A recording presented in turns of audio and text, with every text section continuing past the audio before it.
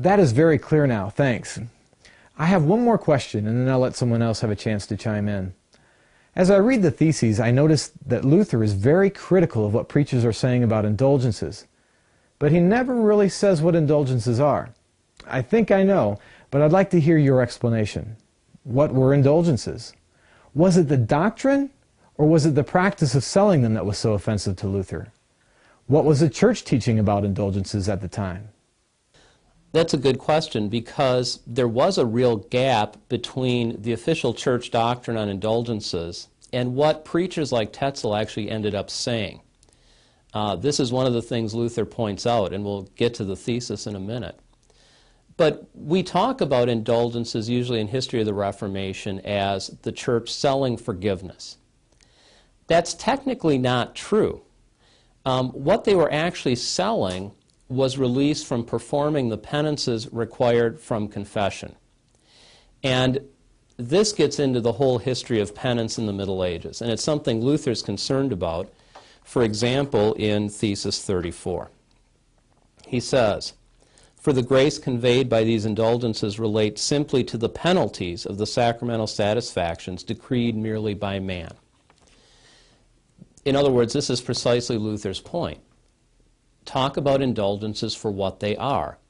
They're taking away the penalties imposed by a priest or bishop or by the Pope after confession.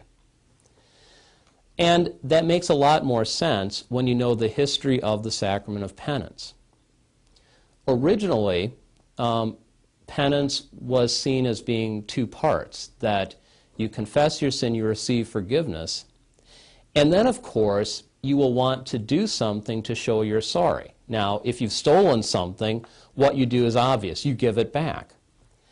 But when it comes to confessing other sins, where there's nothing to give back or pay back, it became a little more difficult. And so penances became assigned, and they became a little more arbitrary. It would be saying a certain number of prayers rather than giving something back. But the original idea was simply a demonstration of contrition, a demonstration of wanting to right what was wrong, change what you had done in the first place. That was apparently a pretty difficult idea to get across the average people. At the very least, it wouldn't sell many indulgences. And there's another issue beyond that, which is a so-called plenary indulgence, and Luther mentions this in Thesis 20. Therefore, the Pope, in speaking of the plenary remission of all penalties, does not mean all in the strict sense, but only those imposed by himself. A plenary indulgence means a full indulgence. It means it gets rid of all the penalties that have been imposed on you up to that point. This is another thing that Luther said. Even in terms of official church teaching, there's a problem here. The Pope can only remit the penalties he's imposed. It can't really be a full remission of the penalties assigned in penance. So on the one hand, Luther's pointing out that the official church doctrine is being lost in what's being taught. And he's also, and we'll get to this in a minute, he's also getting to some issues of what the church has said that may not be correct in defending this theology of indulgences. But finally, on what's actually being taught, this is really one of the more interesting theses, Thesis 27.